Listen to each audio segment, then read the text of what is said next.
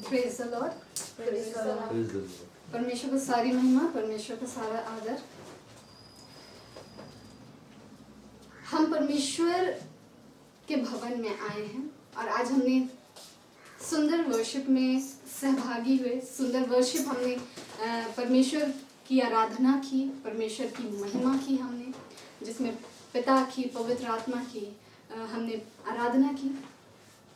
और हमारा जीवन, अभी हम जाएंगे वचन में हम आपको ले जाएंगे, मैं आपको ले जाऊंगी। कुछ सवालों को मैं पूछूंगी, कुछ सवालों को मैं आपके सामने रखूंगी हमारे जीवन से, क्योंकि हम यहाँ पे परमेश्वर के, जैसे ये पहला सवाल है जो मैं आपके सामने रख रही हूँ, हम परमेश्वर के लिए यहाँ पर उपस्थित हुए हैं। हमारे लाइफ का एम क्या है? हम क्यों यहाँ आए हैं? बतलाइए। क्या हम यहाँ पर टाइम पास करने आए हैं क्योंकि कुछ समय नहीं है, या फिर हमें परमेश्वर में बढ़ना है, या हम परमेश्वर को जानना चाहते हैं? हमारा कुछ तो उद्देश्य होगा। हमारे आने का, इस समय में, इस सभा में आने का कुछ कारण तो होगा, जिस कारण से हम यहाँ पर उपस्थित हुए हैं। तो परमेश्वर अपने वचनों के द्वारा हमसे बातें करता है। परमेश्वर हमसे बातें करता है। तो यहाँ पर सवाल है, सुसमाचार जो कि हम यहाँ पर कलीसिया में नहीं देंगे, बल्कि उपदेश देंगे। क्या देंगे? उपदेश। उपदेश को इंग्लिश में क्या कहते हैं? टीचिंग। प्रीचिंग होता है सुसमाचार का प्रचार करना। हम सबको यीशु को जानते हैं। अब कलीसिया में क्या करना है? हमें शिक्षाएं देना। जिससे क्या हो? शिक्षाएं क्यों दी जाती है? ताकि हर एक विश्वासी, हर एक जो प्रभु का जन है, जो यीशु को अपना उद्धारकर्ता स्वीकार करता है, वो बढ़ने पाए। अब हमारे लाइफ में बहुत सारे सिचुएशंस आते हैं। अब उन सारे सिचुएशंस को हैंडल किस चीज से किया जाता है? सुसमाचार प्रचार के द्वारा या शिक्षाओं के द्वारा? शिक्षाओं के द्वारा। यीशु मसीह क्या करते थे? वो अपने चेलों को शिक्षाओं को देते थे। क्या देते थे? वो उपदेश देते थे, वो टीचिंग्स को देते थे।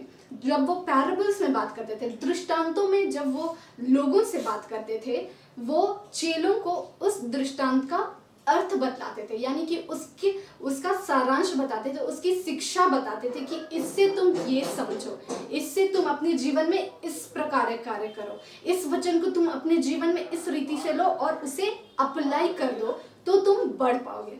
एक जगह पतरस कहता है, यीशु मसीह के पास आता है, यीशु मसीह के पास पतरस ये कहने के लिए आता है, यीशु मसीह, मैं अपने भाई को कितनी बार माफ करूं? 7 बार माफ करूं? वो सवाल पूछता है। यानी कि ये उसके जीवन में आया होगा। वो डेली लाइफ में उसका एक भाई था जिसको हम लोग सब जानते हैं, जो कि एंड्रयू बोलते हैं, एंड्रयू इंग्लिश में बोलते हैं। वो भाई था। तो वो प्रतिदिन उसके जो जीवन है, वो जीवन में उसका भाई भी उसके साथ रहता था। तो वो यीशु मसीह से आके पूछता है कि प्रभु, मुझे अपने भाई से कितनी बार क्षमा करनी चाहिए? उसे बतलाया गया था, जो कि यहूदियों के कल्चर के हिसाब से 7 बार उसे माफ कर दो। लेकिन वो यीशु मसीह से पूछने के लिए आया, क्योंकि वो यीशु मसीह गुरु और वो मसीहा थे। तो उसने पूछा कि प्रभु, मैं कितनी बार माफ करूं? तो यीशु मसीह ने क्या उत्तर दिया? किसी को याद है? 7 गुना 70 बार। तो 7 गुना 70 बार उसे माफ करो। तो ये जीवन में ये एक एरिया था जहां पर पतरस नहीं बढ़ पा रहा होगा। वो प्रभु से सवाल किया ताकि उसे छुटकारा मिल जाए, तो उसे प्रभु ने उत्तर दे दिया और उसने अपने जीवन में उस भाग को अप्लाई कर लिया। तो पतरस भी परमेश्वर के पास जाता था और शिक्षाओं को लेता था कि प्रभु, मुझे ऐसी शिक्षा दीजिए जो मेरा आत्मिक ग्रोथ के लिए जरूरी है। पतरस यहाँ पर फॉरगिवनेस के बारे में पूछ रहा था। और अनफॉरगिवनेस के बारे में सवाल कर रहा था कि मैं कितनी बार क्षमा करूं। वो अपने हृदय की बात को परमेश्वर के सामने, यानी कि परमेश्वर के पुत्र यीशु मसीह के सामने व्यक्त किया। कई बार हम अपनी कमियों को नहीं समझ पाते हैं, कई बार हम अपनी घटियोों को नहीं समझ पाते, नहीं देख पाते, इग्नोर करते हैं, और वो हमारे आत्मिक जीवन में रोड़ा खड़ा करती है, वो हमें बढ़ने नहीं देती है। लेकिन जब हम उन कमी घटियों पर ध्यान मनन चिंतन करते हैं कि ये एक भाग है जो मुझको बढ़ने नहीं दे रहा है, यहाँ पर परमेश्वर का छुटकारा नहीं आया है, मैं नहीं जान पा रहा हूँ, मैं नहीं समझ पा रहा हूँ, इस भाग में मुझे क्या करना है। कईयों का गुस्सा होता है, कईयों का अनफॉरगिवनेस होता है, कईयों का प्राइड होता है, लेकिन इसे समझना होता है, इसे देखना होता है। पतरस गया यीशु के पास और बोलता है कि प्रभु मुझे कितनी बार क्षमा करना चाहिए। उसने क्षमा किया होगा अपने भाई को, जरूर क्षमा किया होगा, क्योंकि उसे वही शिक्षा बचपन से दी गई होगी। फिर एक समय आया कि मैं कब तक इस चीज को मैं करूं, कब तक मैं करूं। तब वो गया, अपनी इस निर्बलता को लेकर प्रभु के पास गया। हम अपने आत्मिक जीवन में कैसे नहीं बढ़ पाते हैं?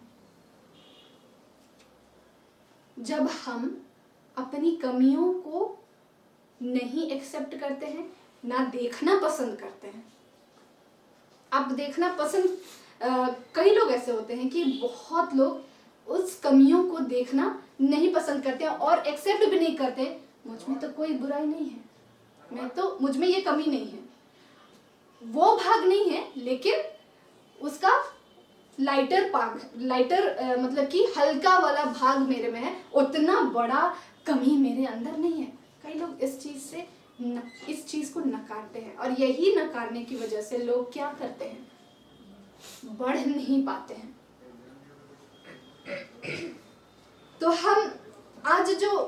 हम जिस वचन के ऊपर, जिस टॉपिक के ऊपर हम आप लोगों से शेयर करना चाहते हैं, जिस की शिक्षा प्रभु आज आप लोगों को देना चाहता है, उसका नाम है आलस्य। उसको इंग्लिश में कहते हैं स्लॉथफुलनेस। आलस्य किस किस प्रकार के होते हैं, किस किस प्रकार से मसीहों के जीवन में ये पाए जाते हैं, और कई बार उसको नहीं पहचानने की वजह से हम बढ़ नहीं पाते हैं। आलस्य बोलने से बोला जाए तो एक सिंपल दृष्टिकोण से देखा जाए, आसान दृष्टिकोण से देखा जाए, आलस्य मतलब कि वो कुछ काम नहीं कर रहा है, आलसी है, सोता है। यही एक सबसे पहला दृष्टिकोण दिखता है। लेकिन आलस्य के और भी कई प्रकार हैं, और आलसी लोगों में क्या क्या बोला जाए, डीमेरिट्स उनमें क्या पाए जाते हैं, मतलब कि किस प्रकार के वे गुण उनमें होते हैं, कैसे हम पहचानें अपने जीवन में इन कामों को। क्योंकि आलस्य जो है, स्लॉथफुलनेस, ये शब्द जो इंग्लिश बाइबल में लिखा हुआ है, स्लॉथफुलनेस, आलस्य, ये हमें आत्मिक जीवन में बढ़ने नहीं देता है। आइए हम वचन को देखेंगे जो कि है नीति वचन में है। नीति वचन कहता है 24 का 30 और 31,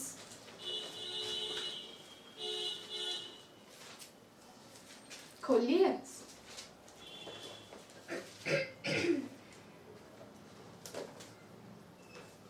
30 का 31, 24 का 30 से 31 तक।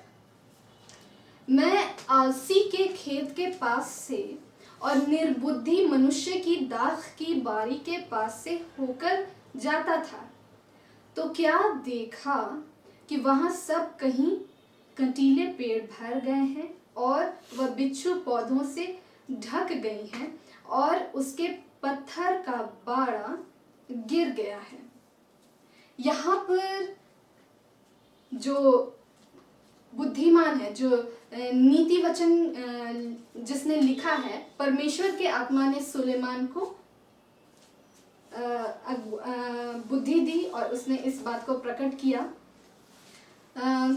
सुलेमान है या फिर यहाँ से, इसमें बहुत और भी लोग हैं, जैसे आगुर के नीति वचन है, बहुतों के हैं। तो नीति वचन में ये लिखा है कि मैं आलसी के खेत के पास से गया, पास से, और निर्बुद्धि मनुष्य की दाख की बारी के पास से होकर जाता था। तो क्या देखा कि वहाँ सब कटीली पेड़ भर गए हैं और वह बिच्छू पौधों से ढक गई हैं और उसके पत्थर का बाड़ा गिर गया है। यहाँ एक आलसी के विषय में बतलाया जा रहा है जो अपने खेत में काम करने से इनकार कर रहा है, जो मतलब कि वो काम नहीं कर रहा है। यहाँ निर्बुद्धि का शब्द भी इस्तेमाल किया गया है। निर्बुद्धि मतलब उसे वो ज्ञान नहीं, वो बुद्धि नहीं कि वो किस रीति से इस चीज को करे। और उसी से जुड़ा हुआ एक वचन हम लेंगे जो नीति वचन का 22:13 में है। जस्ट उससे पहले है, उसमें लिखा है, आलसी कहता है बाहर तो सिंह होगा, मैं चौक के बीच घात किया जाऊंगा। आलसी क्या कहता है? बाहर तो सिंह होगा, मैं चौक के बीच घात किया जाऊंगा। आइए हम इन दोनों वचनों पर मनन चिंतन करते हैं, ध्यान से सुनेंगे। जो आलसी होता है वो बहुत एक्सक्यूज बनाता है। क्या करता है वो? आलसी एक्सक्यूज बनाता है, मुझे बहुत नींद आ रही है। एक्सक्यूजेस बहुत सारे हैं, मैं आपको बतलाती हूँ एक्सक्यूजेस किस प्रकार से हमारे जीवन में एक आप पहचानेंगे कि क्या ये एक्सक्यूज मुझे परमेश्वर के काम को करने से रोक रहा है। पहला एक्सक्यूज, मैं तो लड़का हूं, मैं तो लड़का हूं। ये किसमें लिखा गया है? ये कौन कहता है? यिर्मयाह कहता है परमेश्वर को, ठीक है। पर्सनल वीकनेस, जब हम परमेश्वर को बतलाते हैं कि परमेश्वर मुझ में ये कमी है, ये एक क्या है? बहाना है, आलस्य का बहाना है। कहता है यिर्मयाह कहता है, मैं आपके लिए पढ़ देती हूँ, आप ध्यान से सुनिए, क्योंकि ये इन वचनों को जब आप समझिएगा परमेश्वर आपके जीवन में काम करेगा। आप समझ पाएंगे कि आपका कौन सा एरिया है जो आपको रोक के रखा है परमेश्वर का काम करने से। यिर्मयाह कहता है, यिर्मयाह 1:6 में कहता है, मैं पढ़ रही हूँ, इधर देखिए।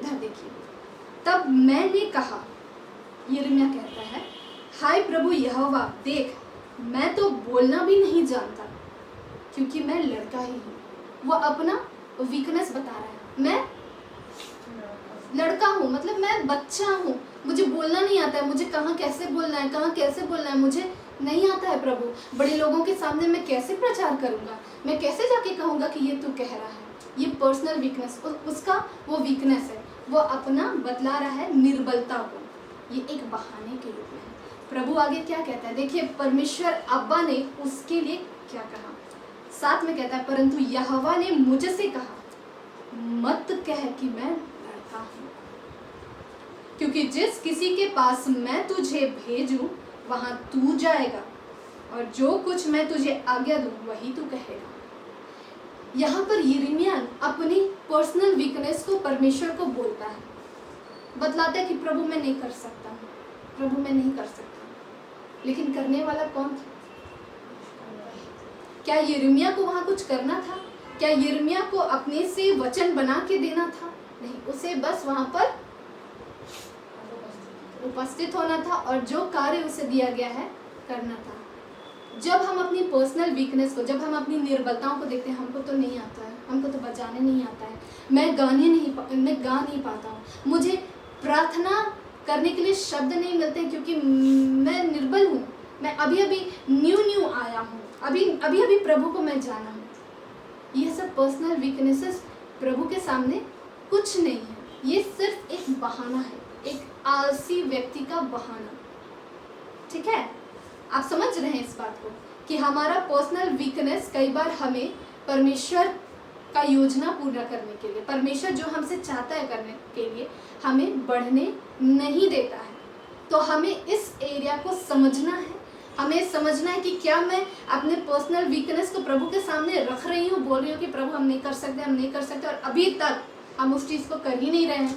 परमेश्वर धीरजवंत है, वो वेट करता है, लेकिन आपको वहाँ कुछ काम नहीं करना है। आपको बस खड़े होकर उसका आश्चर्य कर्म को देखिए जो आपके जीवन में वो करना चाहता है। आप जब कदम बढ़ाएंगे तभी ना आप जानेंगे, ये तो मैं करना ही नहीं जानता था, प्रभु अनुग्रह किया मुझ पर और ये कर दिया।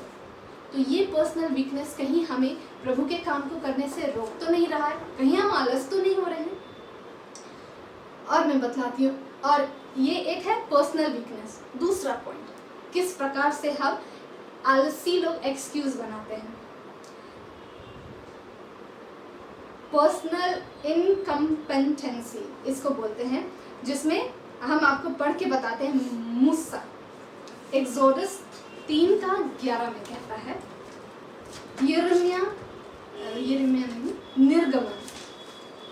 निर्गमन 3:11, इसमें मूसा कहता है परमेश्वर से, परंतु मूसा ने परमेश्वर से कहा, मैं कौन हूँ जो फिरौन के पास जाऊं और इजराइलियों को मिस्र से निकाल लाऊं। इनकम्पेटेंसी का मतलब क्या होता है, किसी को पता है इंग्लिश में?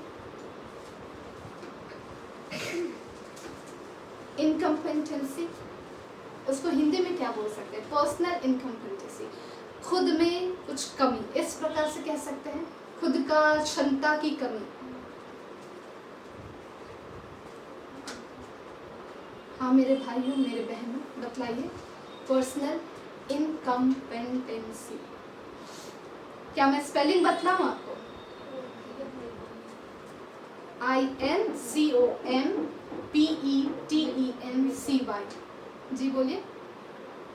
व्यक्तिगत निर्भर, हाँ, मतलब कि ये भी एक हो सकता है, और खुद का क्षमता का कमी। lacking the skill to do something. Yes, lacking skills to do something. क्षमता मतलब उसको यही बोल सकते हैं, खुद का कार्य क्षमता बोल सकते हैं कि कमी को वो देख रहा था। मूसा बोलता है, मैं कौन हूँ, मैं कौन हूँ, इस प्रकार से। तो ये भी एक आलस्य का एक्सक्यूज है, मैं तो कुछ भी नहीं हूँ, मुझे नहीं आता है, इंग्लिश नहीं आता है, मैं इंग्लिश में कैसे करूँ, मुझे लोगों से बात करने नहीं आता, मैं सबसे छोटी हूँ, मैं कैसे लोगों से बात करूँ, बड़े लोगों से। क्या ये हमें परमेश्वर का वचन दूसरे तक, जब परमेश्वर आपको कुछ वचन देता है किसी भाई के लिए, किसी बहन के लिए जो आपसे बड़े हैं, प्रभु में बड़े हैं, और आप अपनी कार्य क्षमता को देखकर रुक गए हैं, तो ये परमेश्वर का काम को रोक रहा है, बढ़ने नहीं पा रहा। तो ये क्या है? ये भी एक आलस्य है। इसको क्या बोलते हैं? स्लॉथफुलनेस। स्लॉथ बियर देखे हैं ना? स्लॉथ बियर सबने देखा है। वो कितना स्पीड से चलता है, वो बहुत धीरे चलता है, और वो पेड़ पर भी बहुत स्लोली चढ़ता है। अभी कुछ ही दिन पहले मैं ये देख रही थी कि वो स्लॉथ बियर धीरे धीरे पेड़ में चढ़ रहा है, एकदम धीरे, एकदम धीरे। वो कोशिश कर रहा है एकदम स्पीड में चलने का और वो टॉप में चढ़ने का।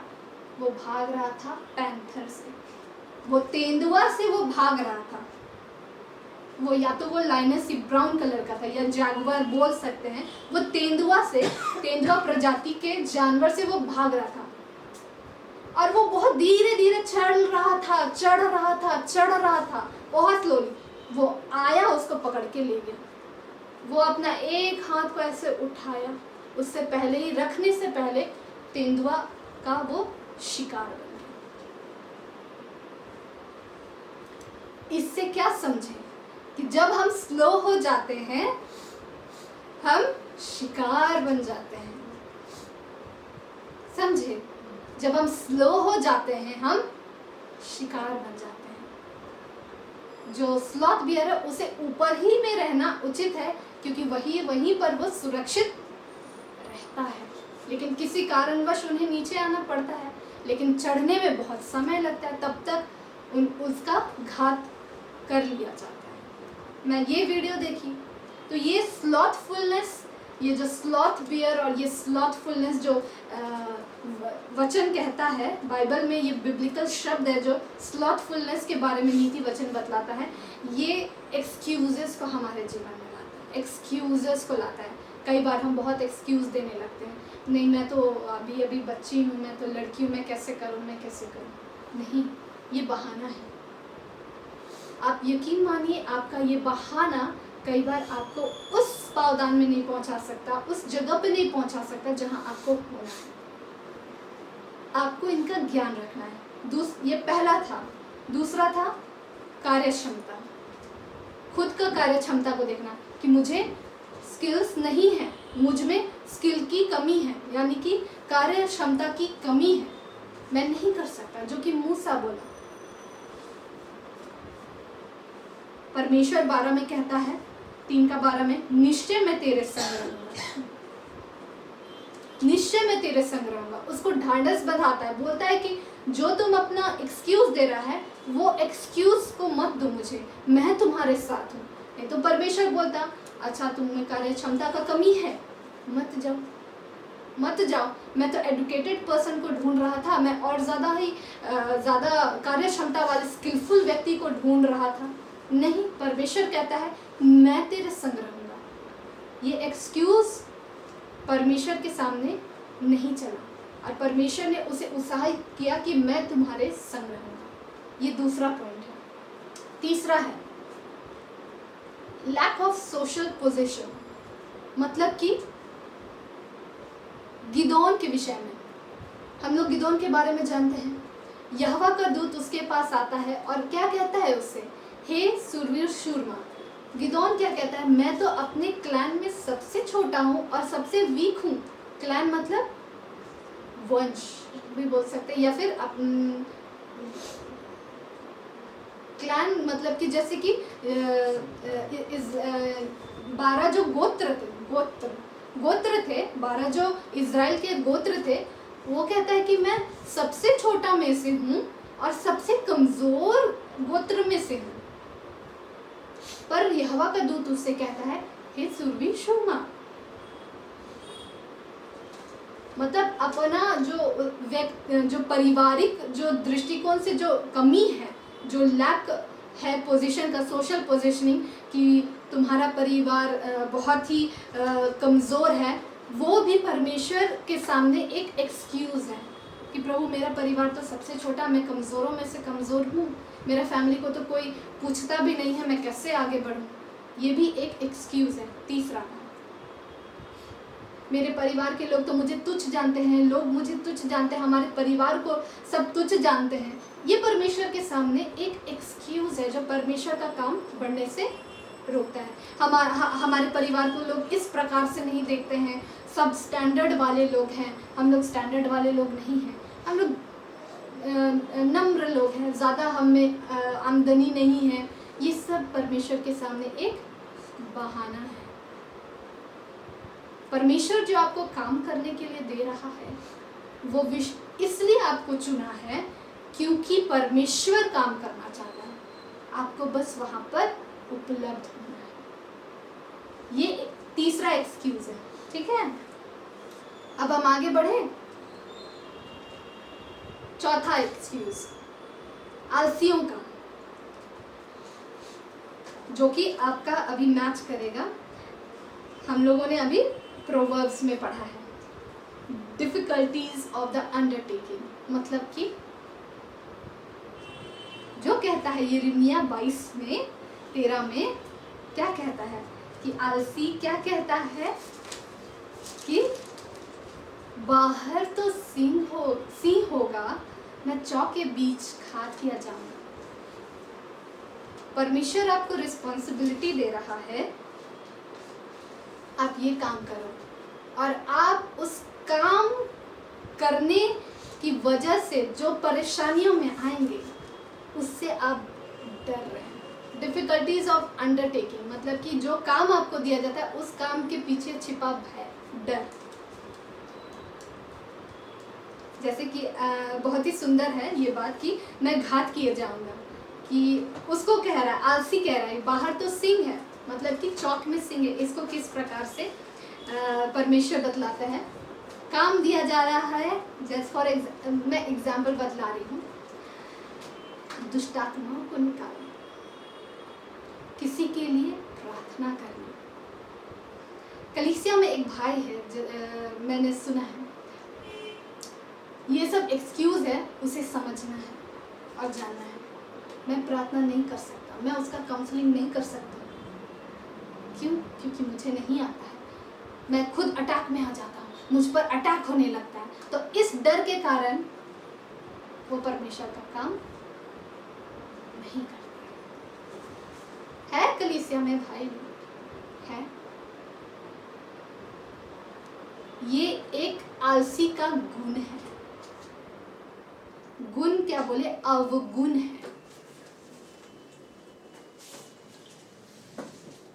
वो इस बात से कि उस पर अटैक आएगा, उस पर घात होगा, वो कार्य नहीं कर रहा है। ये क्या है? अवगुण है, परमेश्वर का काम नहीं करने के लिए। Difficulties of the undertaking, undertaking मतलब जो काम आपको सौंपा गया है उस काम को करने में आने वाली परेशानियां, उस काम को करने में आने वाली दुविधाएं, उस काम को करने के बाद आने वाले जो भी कॉन्सिक्वेंसेस है, परिस्थितियां हैं, उससे घबरा कर काम नहीं करना।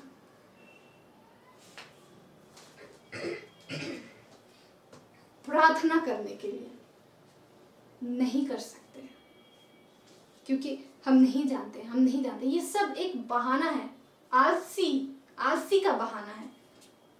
वो इस प्रकार के बहाने बनाता है। नेक्स्ट है हार्डनेस ऑफ द मास्टर, मतलब कि कठोरता, स्वामी की कठोरता, स्वामी के प्रति भय। ये वचन मैं पढ़ रही थी, मेरे जीवन में इसको मैं पढ़ी और एक परमेश्वर बहुत ही सुंदर बात को समझाया। परमेश्वर आपको कुछ काम करने के लिए दे रहा है, लेकिन आप घबरा रहे हैं, डर रहे हैं, तो आप उसको बहाना मार रहे हैं। मैं आपको मैथ्यू में है, जहां पर यीशु मसीह ने एक दृष्टांत के द्वारा तोड़े के विषय में बतलाया था। एक स्वामी रहता है, उसके 3 दास रहते हैं और सबको वो तोड़ा देता है। 5, 4, 1 इसी प्रकार से था, है ना? तोड़ा देता है। 5 ने 5 और कर लिया, 2 ने 4 और मतलब 2 और कर लिया, 1 ने 1 ही रखा। तो वो क्या कहता है, वो जो एक तोड़ा जो वापस लेकर आता है, वो क्या कहता है? मैथ्यू में है 25 का 24, सुनिए, 25 का 24 में है, क्या कहता है, मैं पढ़ दे रही हूँ। तब जिसको 1 तोड़ा मिला था उसने आकर कहा, हे स्वामी, मैं तुझे जानता था कि तू कठोर मनुष्य है। क्या मनुष्य है? कठोर मनुष्य है, और जहां नहीं छींटता वहां से बटोरता है। और 25 में कहता है, इसलिए मैं डर गया और जाकर तेरा तोड़ा मिट्टी में छिपा दिया। देख, जो तेरा है वह यह है। वो क्या हो गया?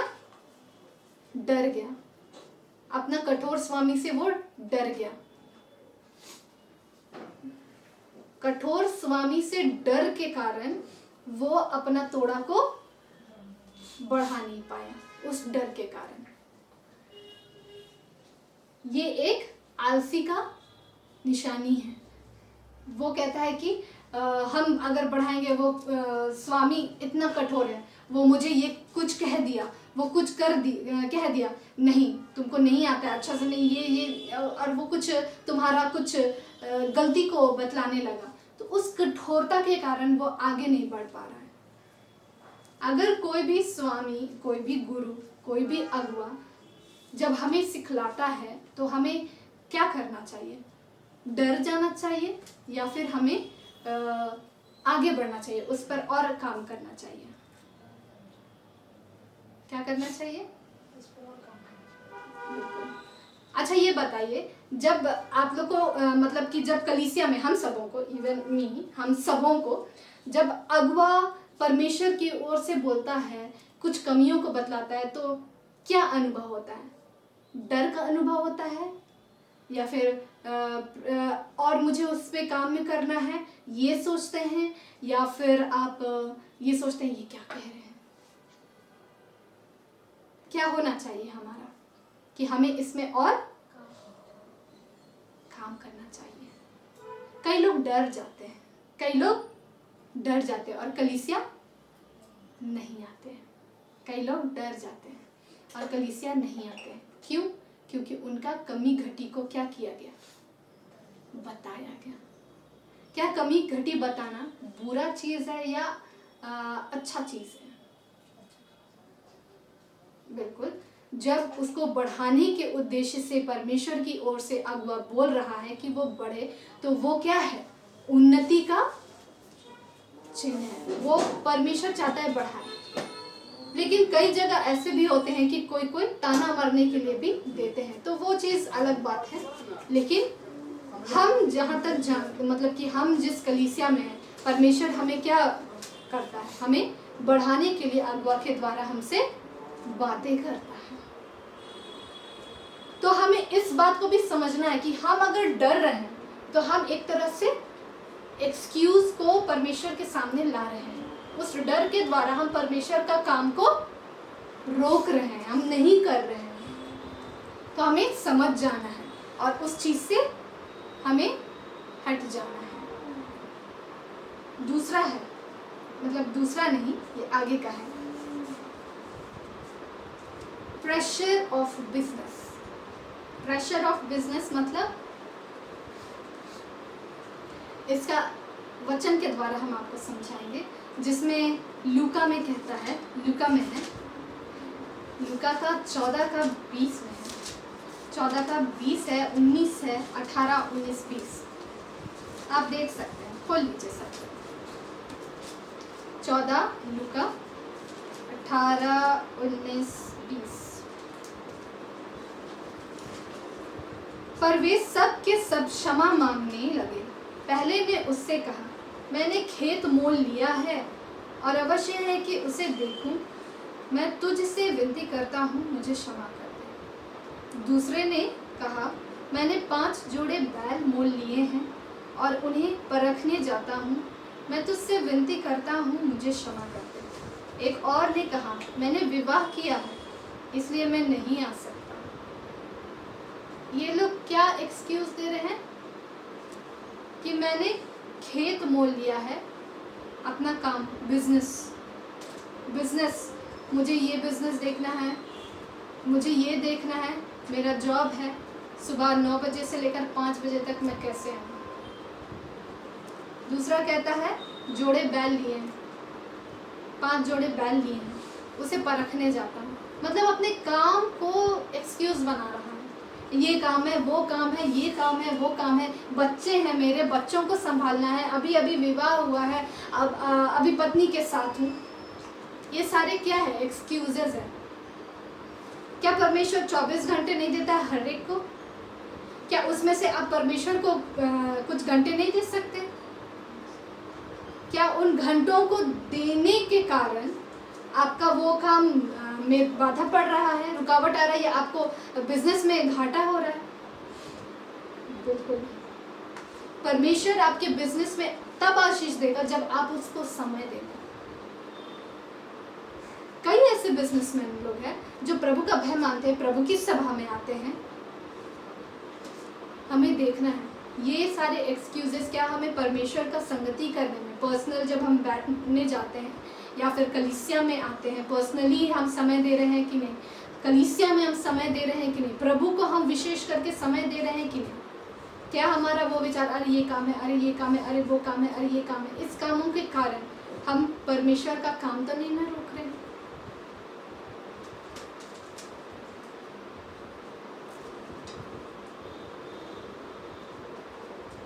ये एक बहाना है आलसी का। आप समझ रहे हैं ना कि आलसी किस किस प्रकार से बहाना बनाता है। और एक है नो नीड डिस्कवर्ड, मतलब कि किसी की सहायता करने के लिए उसके वो खोज ही नहीं हुआ। नो नीड डिस्कवर्ड, किसी को किसी चीज़ की आवश्यकता थी, वो उसे सूझ ही नहीं पाया। यीशु मसीह एक जगह कहते हैं मैथ्यू मतलब मत्ती 25:14 में कि हिंदी में ही मैं पढ़ देती हूँ आपके लिए। मत्ती 25:14 में लिखता है, बाइबल कहती है कि नहीं 25:44 तब वे उत्तर देंगे, हे प्रभु, हमने तुझे कब भूखा या प्यासा या परदेसी या नंगा या बीमार या बंदीगृह में देखा और तेरी सेवा टहल ना की। मतलब कि वो लोग ध्यान ही नहीं दिया कि किसे क्या आवश्यकता है, वो लोग देखा ही नहीं। कब हम नहीं देखे? समझ रहे ना? कई बार बहुतों को प्रार्थना की आवश्यकता होती है, कईयों को प्रार्थना की आवश्यकता होती है, कईयों को जैसे कि धन की आवश्यकता होती है या फिर उसे किसी वस्तु की आवश्यकता होती है। आपको प्रभु दिखलाता है लेकिन आप उस चीज़ को इग्नोर कर देते हैं, तो वो क्या होता है? हम परमेश्वर का काम को नहीं कर रहे हैं। ये भी एक्सक्यूजेज में है, ये सारे बहाने हैं एक आलसी के। क्या है ये? बहाने हैं। आइए हम आते हैं नीति वचन में, जहाँ पे वो कहता है कि बाहर तो सिंह होगा। 22 में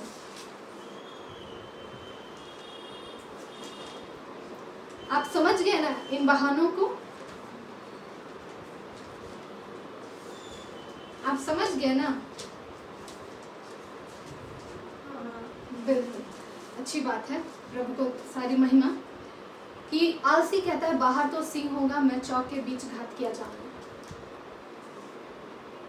हमें जिस रीति से बढ़ना है, आज जिस प्रकार से हमें बढ़ना है, हमें बढ़ जाना चाहिए। जैसे मैंने अभी बतलाया कि कलीसिया में कई है भाई जो प्रार्थना करने से, काउंसलिंग करने से, लोगों को कलीसिया में लाने से और प्रचार करने से घबराते हैं। क्या करते हैं? कलीसिया में ऐसे लोग हैं जो घबराते हैं। क्या हमें घबराना है? क्या परमेश्वर का वचन प्रचार करने के लिए हमें डरना है?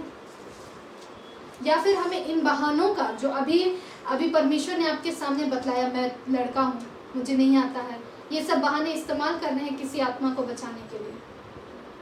बिल्कुल भी नहीं। कलीसिया में प्रभु के वचन को सुनने के लिए, लोगों को उत्साहित करने के लिए, क्या इन बहानों का हमें इस्तेमाल करना है? बिल्कुल भी नहीं। तो जैसे कि यहाँ पे कहता है बाहर तो सिंह होगा, आलसी कहता है बाहर सिंह है, मैं मार दिया जाऊंगा। तो हमें इस बात की चिंता नहीं करनी है। इस तरह से ये आलसी लोग है। प्रभु क्या कहते हैं? परमेश्वर का वचन क्या कहता है? मैं उसकी ढाल हूँ, मैं उसकी ढाल हूँ। जो परमेश्वर का काम करता है, परमेश्वर खुद ढाल के रूप में उसके सामने खड़ा रहता है। मैं उसके चारों ओर आग की सी शहरपनाह हूँ। वो खुद कहता है, यदि हम आलस्य का काम छोड़े और कार्य करें। समझ रहे हैं ना? जैसे कि बहुत ही मैंने देखा है कईयों को।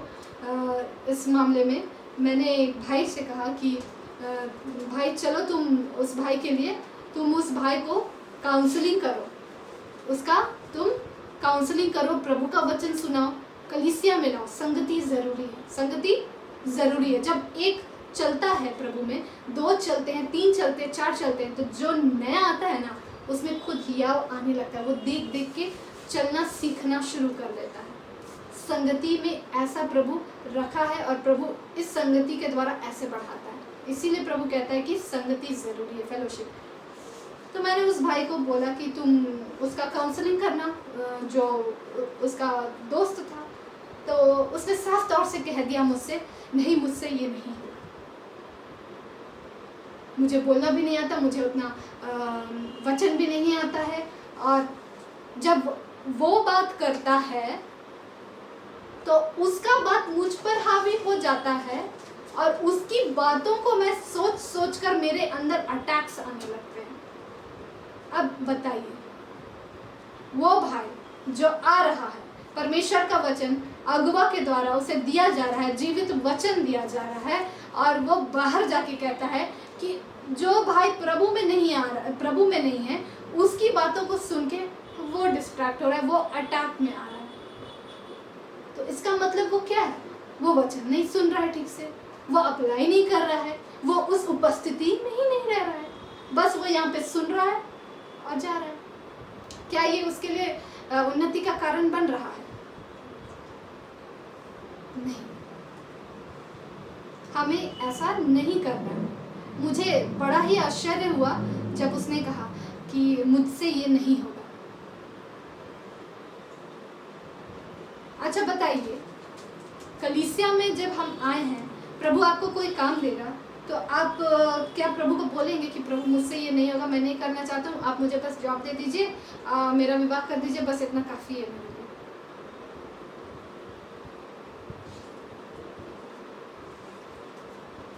आशीषों को पाने के लिए ना, आशीषें परमेश्वर देता है, उसे पता है हम सबकी आवश्यकता है। समझ रहे हैं ना? क्योंकि आप कलीसिया में आ रहे हैं जीवन बदलने के लिए, अपना जीवन प्रभु को देने के लिए। तो हमें क्या करना है? परमेश्वर को अपना जीवन देना है, हमें वो कार्य करना आरंभ करना है। यहाँ पे जितने लोग भी हैं और जितने लोग सुन रहे हैं, हर एक के जीवन के लिए परमेश्वर के लिए योजनाएं हैं। ऐसा नहीं कह सकते परमेश्वर कि उसके लिए कार्य नहीं है। हर एक के जीवन के लिए काम करने के लिए परमेश्वर ने पहले से डिसाइड कर लिया है। तो आप यहाँ पे डिसाइड करिए कि आप खुद का आशीष चाहते हैं या परमेश्वर का काम करना चाहते हैं। पहले परमेश्वर का कार्य सबसे ज़्यादा इम्पोर्टेंट है। हम आलस को अपने जीवन में एंटर करने नहीं दे सकते हैं। हम अपने जीवन को केयरफुली वॉच करना है। कहाँ पर? जब हमें बोला जाए, जैसे कि अभी मैं बहन को बोल दूंगी, स्वाति बहन को, कि आप आइए और बहन के लिए प्रार्थना करिए, आप तो आपको उसके लिए प्रार्थना करना है। आपको अपनी निर्बलताओं को नहीं देखना है कि हम नहीं जानते, हम अभी अभी न्यू हैं। लेकिन प्रभु क्या करता है? प्रभु आपकी मदद करता है, आपको प्रभु वर्ड्स देगा, आपको शब्द देगा, और जब आप उस उपस्थिति में लीन होकर परमेश्वर को फोकस यीशु मसीह को देखते हुए आप प्रार्थना करेंगे, आप देखोगे परमेश्वर आपके जीवन में इतना बड़ा कार्य करेगा। आप बोलोगे मैं ऐसा प्रार्थना नहीं करती, मुझे ऐसा प्रार्थना करना नहीं आता है। आज कैसे हुआ? क्योंकि आपने कदम बढ़ाया, अपनी निर्बलताओं को प्रभु को दे दिया। लीजिए प्रभु, आपको तो सब पता है, आपने जो कहा मैं करती हूँ। आलस्य को हमारे जीवन में नहीं आने देना। बाइबल कहता है, उसका जो वर्ड है स्लॉथफुलनेस। हम किस प्रकार से उस आलस्य को हटाएंगे? आत्मा के द्वारा, पवित्र आत्मा के द्वारा। आत्मा के द्वारा शरीर की क्रियाओं को मारना है। जब हम आत्मा के अनुसार चलेंगे तो शरीर की क्रियाओं को पूरा नहीं होने देंगे। ये आलस्य हमारे जीवन में क्या कुलाता है?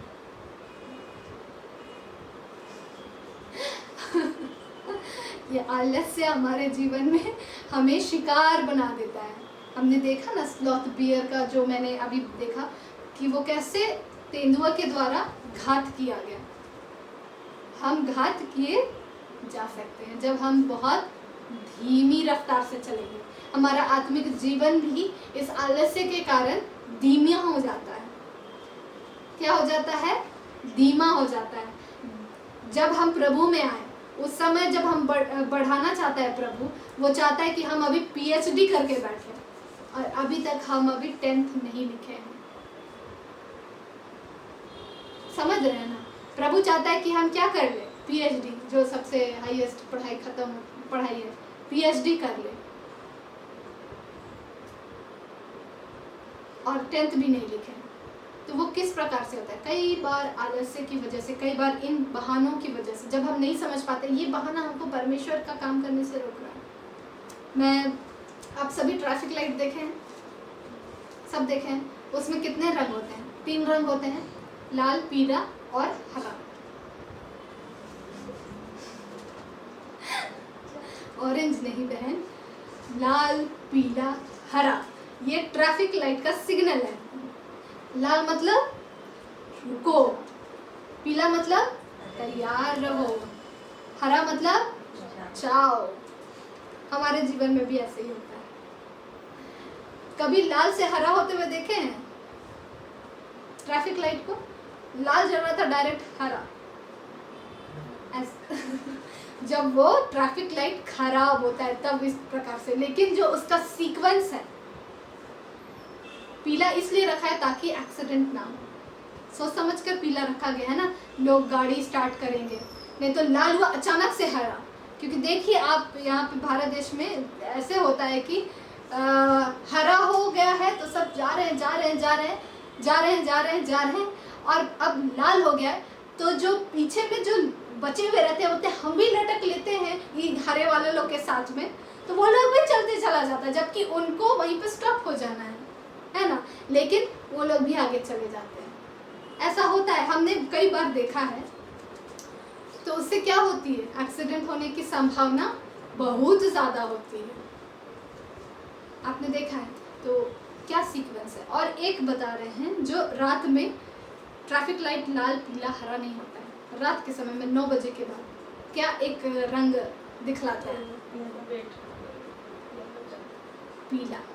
और वो कैसा रहता है? हाँ, वो ब्लिंक करते रहता है। उसका कारण पता है आप लोगों को?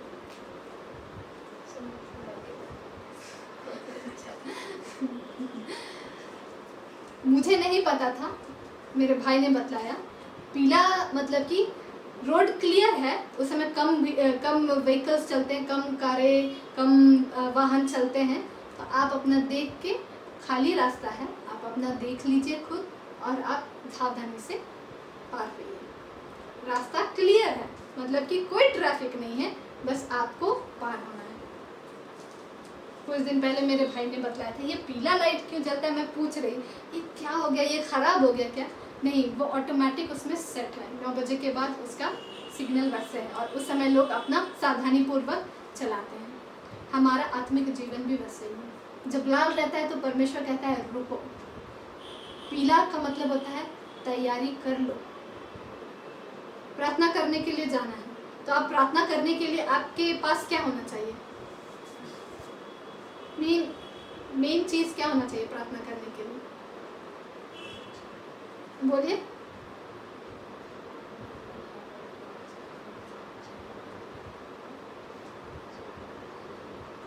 बोलिए। बिल्कुल, वचन रहना चाहिए और परमेश्वर भी रहना चाहिए। परमेश्वर भी रहना चाहिए, ठीक है। वचन रहना चाहिए, परमेश्वर तो है, वचन रहना चाहिए, ठीक है। प्रार्थना करने के लिए जा रहे हैं, वचन रहना चाहिए, ठीक है। ठीक है, अब नेक्स्ट है, हर चीज में देखा जाए तो वचन रहना चाहिए, वचन रहना चाहिए। चाहे आप वर्शिप के लिए जा रहे हैं, प्रार्थना करने जा रहे हैं, दुष्ट आत्मा निकालने जा रहे हैं और चंगाइयों को करने के लिए जा रहे हैं, हर एक चीज में वचन रहना चाहिए। तो तैयार रहो बोलता है, जो पीला लाइट कहता है। तो उस समय क्या करते हैं लोग? इंजन स्टार्ट करते हैं, चाबी घुमाते इंजन स्टार्ट करते हैं। तो यानी कि हमें क्या करना है? वचन को पूरा मेडिटेट करना है, पढ़ना है, कहाँ क्या परमेश्वर किस प्रकार से हमसे बातें किया है। तैयार हो जाओ, क्योंकि उसके बाद तो चलना ही चलना है। उसके बाद हरी बत्ती है, ये है ही आपके पास, हरी बत्ती है ही। बिल्कुल समझ रहे हैं ना मेरा बात को? हरी बत्ती है तो उससे पहले हमें क्या करना है? तैयार हो जाना है। हमें आलस की बातों को हटा देना है। कई बार बाइबल पढ़ने का मन नहीं करता है, तब भी आप पढ़िए बाइबल। प्रार्थना करने का मन नहीं करता है, तब भी आप प्रार्थना करिए। आराधना करने का मन नहीं करता है, गिटार बजाने का मन नहीं करता है, चाहे आपका मन करे या ना करे, मुझे प्रार्थना करना है, मुझे गिटार बजाना है, मुझे आराधना करना है, मुझे प्रार्थना करना है, वचन पढ़ना है, चाहे मन करे या ना करे। ये समझ में आ गया ना? ये हमें करना ही करना है, ये हमें अप्लाई अपने जीवन में करना ही करना है। और फिर हरा बत्ती है जिसमें हमें आगे बढ़ जाना है। और एक समय आता है मैच्योरिटी वाला समय, पीला बत्ती ब्लिंक हो रहा है, रोड क्लियर है, चल दो, तुम्हें पता है किधर जाना है, हमें जिस रूट में जाना है हमें पता है उधर जाना है, तो हमें सावधानी पूर्वक उधर से चले जाना है। हमें आत्मिक रीति से बढ़ना है, तो हमें अब आलस्य का काम नहीं करना है। परमेश्वर हर दिन काम किया कि नहीं किया, बताइए? पिता अब आप काम किए कि नहीं किए? ठीक है। यीशु मसीह प्रतिदिन काम करते थे कि नहीं करते थे? पवित्र आत्मा हमारे जीवन में प्रतिदिन काम करते हैं कि नहीं करते हैं? तो हमें प्रतिदिन काम करना है कि नहीं करना है? बिल्कुल, प्रतिदिन हमें क्या करना है? कार्य करना है।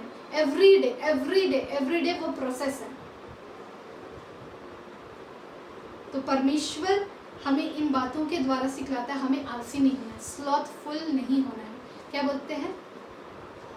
जो वचन कहता है इसमें है, प्रयत्न करने में आलसी ना रहो। ये आपका रोम में है, शायद रोमियो में है, हाँ रोमियो में है, 12:11 में। प्रयत्न करने में आलसी ना रहो। यहाँ पर भी कहता है कि स्लॉथफुल ना रहो, प्रयत्न करने में।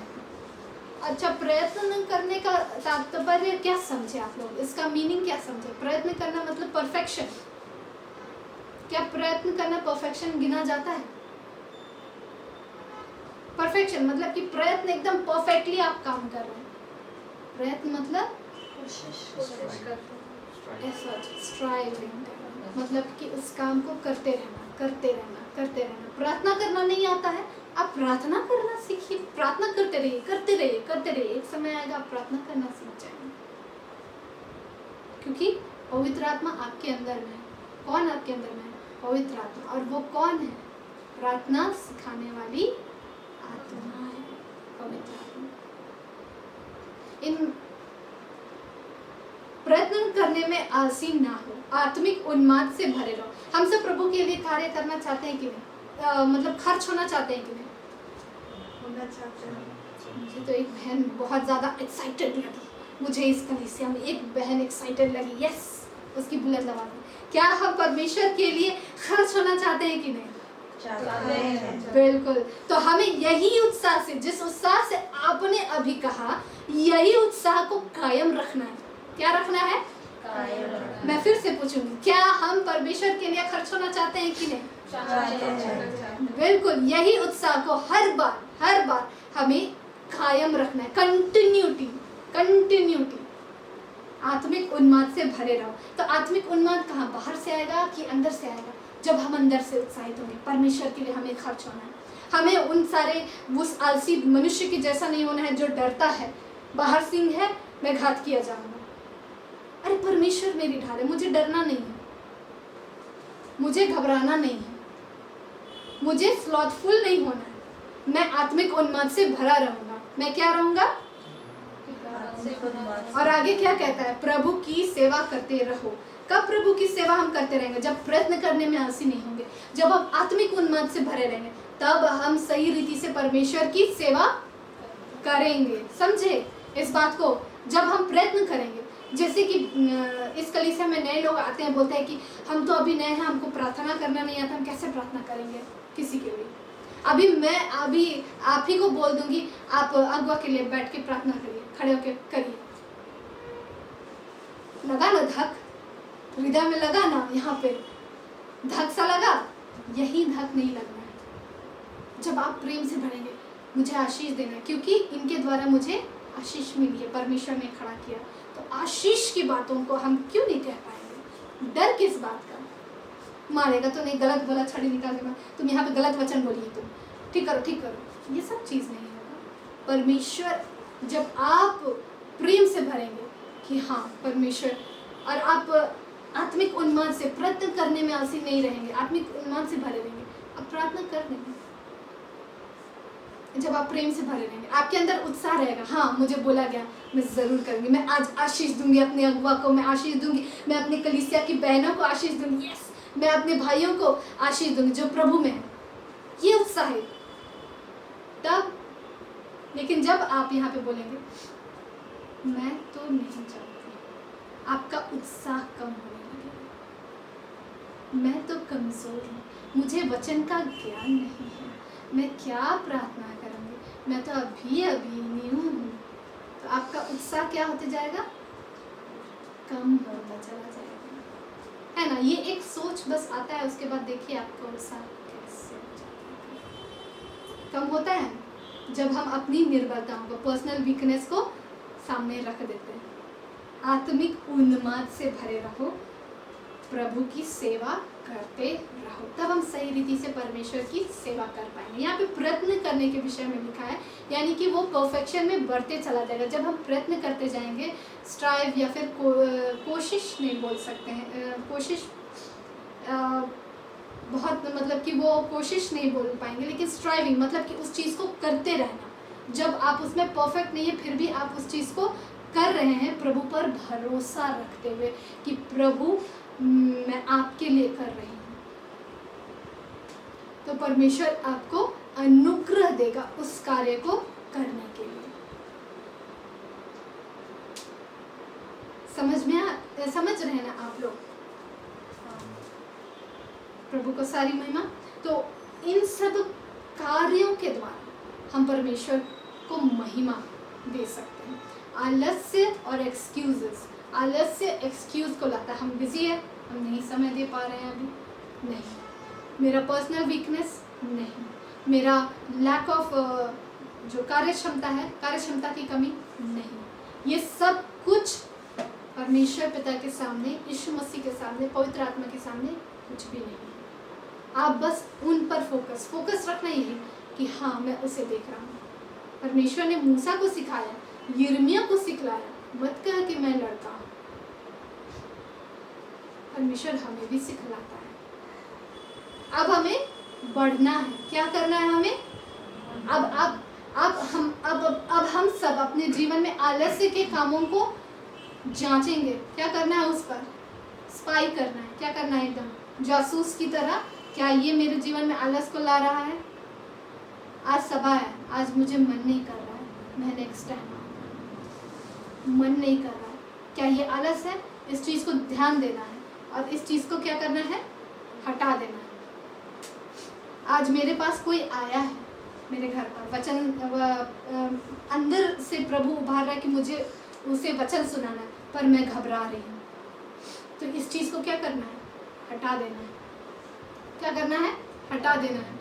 वो उस व्यक्ति को देख कर नहीं डरना है, वो तो ऐसा है, वो तो मेरे से ज़्यादा जानता है और वो बढ़ा हुआ भी है, मैं नहीं बता पाऊँगी, मैं तो कुछ भी नहीं हूँ। तो हमें इन सारी चीज़ों को हटाना है। हमें आत्मिक उन्माद से भरे रहना, हमें खर्च होना है, परमेश्वर के लिए प्रयत्न करना है। जब हम प्रयत्न करेंगे तभी ना हम जानेंगे कि हाँ प्रभु अच्छा यहाँ पर ऐसा करना है। आलसी लोग कदम ही नहीं बढ़ाते। क्या कहता है? आलसी लोग कदम नहीं बढ़ाता है, वो स्टेप नहीं लेता है। मैं आपको बता रही हूँ, कलीसिया में मेरी बहन है जो मुझे बहुत उत्साहित कर रही है किसी एक विषय के लिए। माय सिस्टर इन क्राइस्ट, वो इनकरेज करते रहती है मुझे, हाँ आप कर सकते हैं, आप कर सकते हैं। और भी भाई बहन लोग हैं, उत्साहित करते रहते हैं। तो इस प्रकार से हमें एक दूसरे को उत्साहित करना है। मैं कदम नहीं बढ़ा पा रही थी कुछ कार्य को करने से किसी कारणवश, लेकिन प्रभु ने उस बहन के द्वारा मुझे उत्साहित किया और मुझे बोला कि करो, तुम्हें करना है। तब मुझे समझ में आया क्या मैं आलसी हो रही हूँ, क्या अपना बहाना दे रही हूँ, क्या मैं नहीं कर सकती हूँ। फिर मुझे समझ में आया नहीं, मुझे करना ही है, करना चाहिए। जब मुझे दिया गया है तो उस चीज़ को मुझे करना है। तो प्रभु का धन्यवाद उस बहन के लिए। तो आलसी लोग कदम नहीं बढ़ाता है, क्या करता है? कदम नहीं बढ़ाता है। तो अब से हमें क्या करना है? कदम बढ़ाना है। क्या करना है? कदम बढ़ाना है प्रभु के लिए। हर दिन परमेश्वर से बोलिए, परमेश्वर आपको वचन सुनाने के लिए लोगों को देगा, प्रार्थना करने के लिए लोगों को देगा। घबराना नहीं, क्योंकि अब हम लोग बढ़ चुके हैं। यीशु मसीह को उद्धारकर्ता के रूप में क्या कर चुके हैं? स्वीकार कर चुके हैं, विश्वास में बढ़ रहे हैं। तो अब हम क्या कहलाते हैं?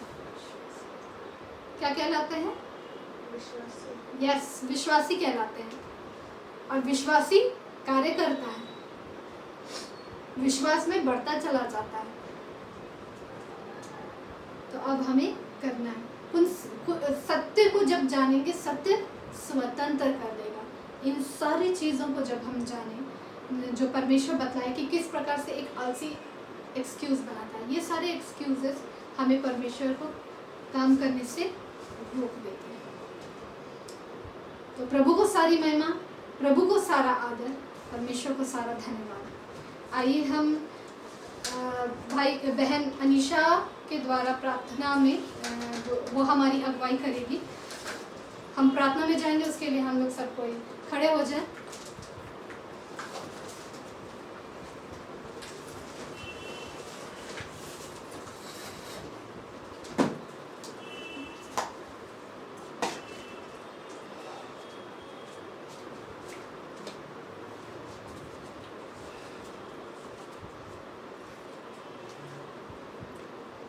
धन्यवाद देते परमेश्वर आपके वचनों के लिए, जो आपने परमेश्वर हम कलीसिया के लोगों को दिया है, और जितने भी लोग जो सुन रहे हैं इसे, उन सब के जीवन में दिया है।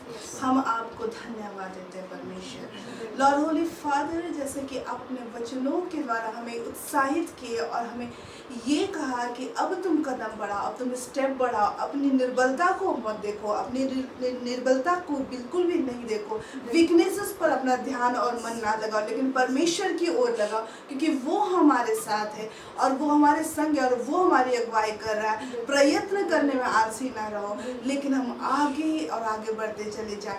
लॉर्ड होली फादर, हम धन्यवाद देते हैं इन सारे वचनों के लिए, और हम आपसे यही कहते परमेश्वर यहोवा कि ये सारे वचन हमारे जीवन में कार्य करें और हम कदम को बढ़ाएं, अपने स्टेप्स को बढ़ाएं। हम सब जितने भी लोग सुने हैं, हम अपने अंदर हमारे जीवनों में इसे झांके और देखें कि हमें कहाँ और कहाँ कार्य करना है, हमें कहाँ आलसपन को हटाना है, ताकि परमेश्वर हम वैसे बनते चले जाए जैसे आप हमें देखना चाहते हैं। यीशु मसीह के समान हम बनते चले जाए और यह कलीसिया एक ब्यूटीफुल ब्राइड की तरह बनती चली जाए, जो कि बेदाग हो, जो कि ब्लेमलेस हो, जिसे लेने के लिए स्वयं यीशु मसीह लेने के लिए आए। हम आपसे प्रार्थना करते हैं होली फादर कि आपका जीवित वचन हम सब के जीवन में कार्य करे, हम बढ़ते चले जाए वचनों को पढ़ने में, वचनों को मेडिटेट करने में, वचनों में चलने में हम लोग बढ़ते चले जाए, और हम दूसरों को भी वचन बांटे, हम दूसरों के लिए भी प्रार्थना करें,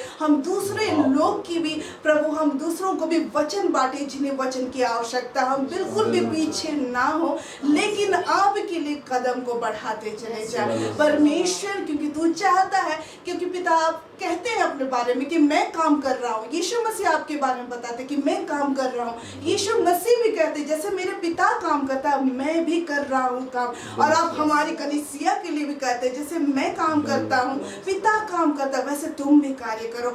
हम भी परमेश्वर इस कार्य को करने में अपने कदमों को बढ़ाते चले जाए, जिससे आपकी कलीसिया जो जीवित कलीसिया वो बढ़ती चली जाए, आपका किंगडम फैले, आपका वचन फैले, और बहुत आयत से लोग परमेश्वर आपके सम्मुख खड़ा होने के लिए तैयार हो जाए, आपके संग रहने के लिए तैयार हो जाए। परमेश्वर हम आपको सारी महिमा, हम आपको सारा आदर देते, सारी महिमा प्रार्थनाओं को परमेश्वर आप स्वर्ग राज्य में ग्रहण करिए, यीशु मसीह के नाम में आमीन।